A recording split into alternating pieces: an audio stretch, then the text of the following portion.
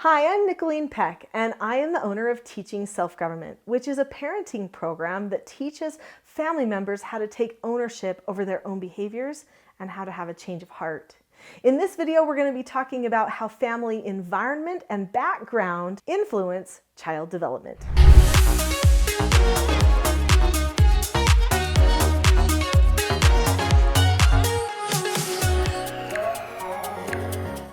Every family has a background.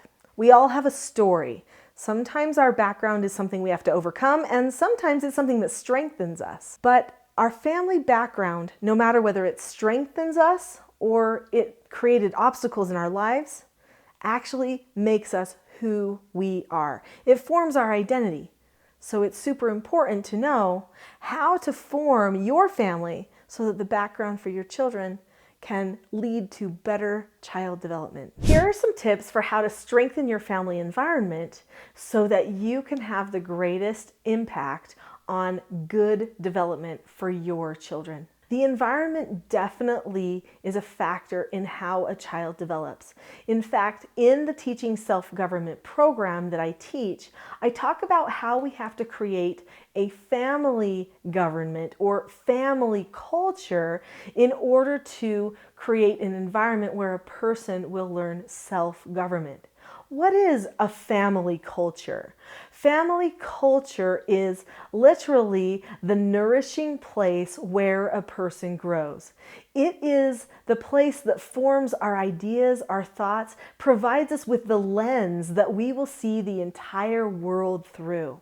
Families are in control of that lens for a period of time, and then they are also the ones who get to decide who else gets to impact the lens of that child as they grow. We have to take that responsibility very seriously.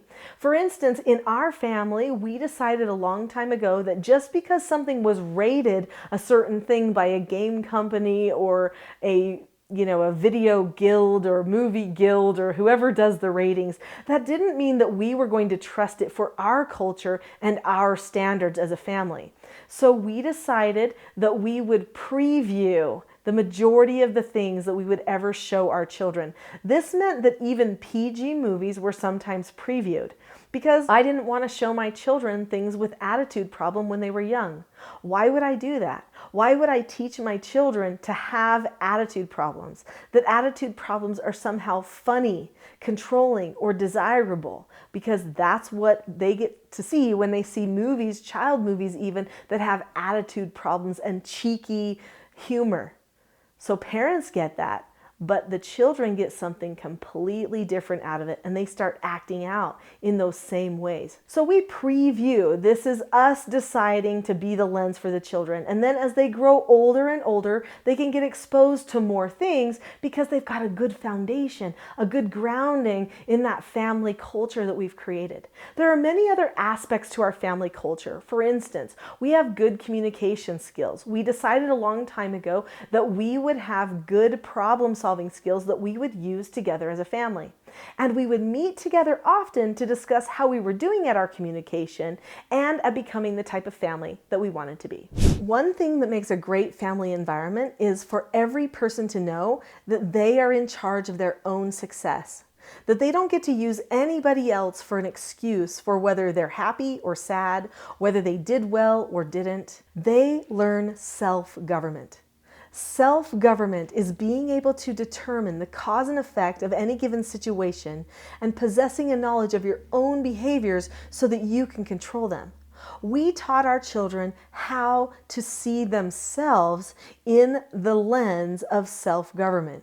So am I governing myself? Which direction am I going? Do I want to make a change?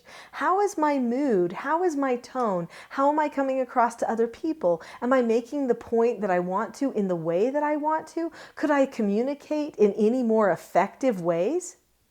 Those are all self-government questions that a person would ask themselves.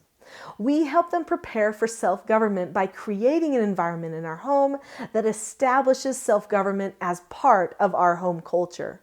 Some of the things we do is we teach certain skills. We teach a person how to follow instructions, accept no answers, accept consequences, and disagree appropriately. We also teach children how to have effective meetings as a family. So in my course, the Teaching Self-Government course, and in this book, Parenting a House United, I talk about how to have effective family communication, how to have meetings so that the children do take ownership of their own decisions, and they help take ownership of the family too.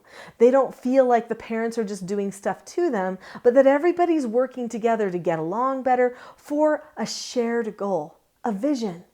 Also in this book, I talk about having a vision for the future for your family.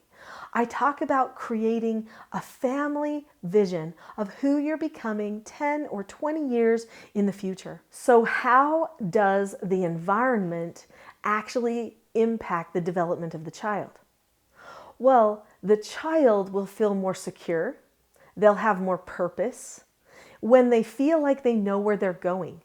The family vision and the meetings and the deliberate discussions about what they're doing with their behaviors and where they're going helps the child develop a sense of purpose and a sense of security. They love boundaries. They love plans. They love knowing what's coming next. When a family is preparing ahead and for how they'll solve their problems, then the children feel like they don't need to worry about making a mistake or what will happen if things don't go right. It decreases the anxiety of children when families have a deliberate plan for where they're going. Don't we all want our children to be just a little bit more secure? Yes. So we've got to plan ahead.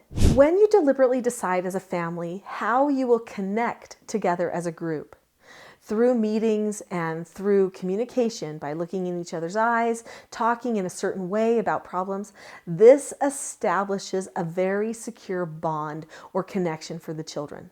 That bond and connection helps them know what is true.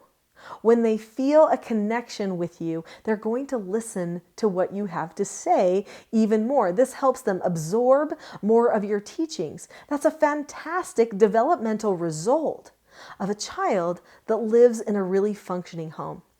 Also, they have a greater sense of well-being when they have a connection that is strong with their family members, especially their parents.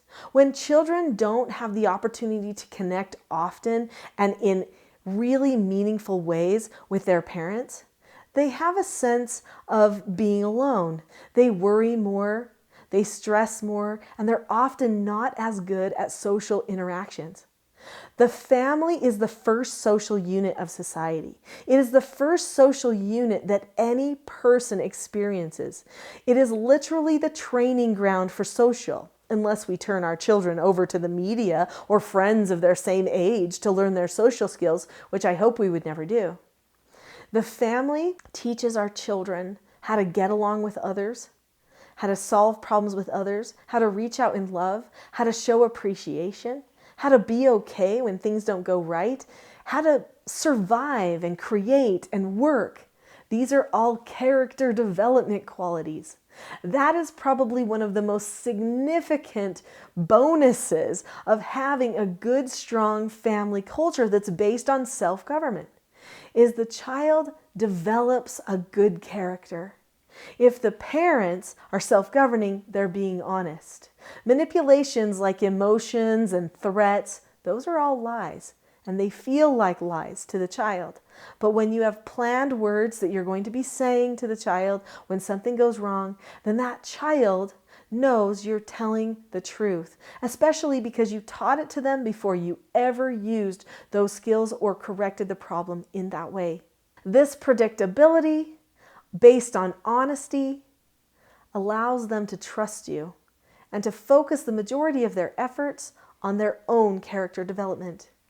When a child has a parent who's honest and calm and straightforward in their parenting, then the child analyzes themselves and they compare themselves to their parent. So here's the biggest perk to their development. When you have a great family culture based on self-government, honesty, freedom, good communication, your children will want to be just like you. I know that doesn't seem like a normal thing for a child to want nowadays, but it used to be a normal thing. It used to be that children wanted to turn out to be just like their parents. In fact, instead of parents dressing like children, which is what's happening nowadays, the children were always dressing like their parents, putting on button-down shirts and slacks and dresses that looked nice for parties because that's what their parents did. They wanted to grow up.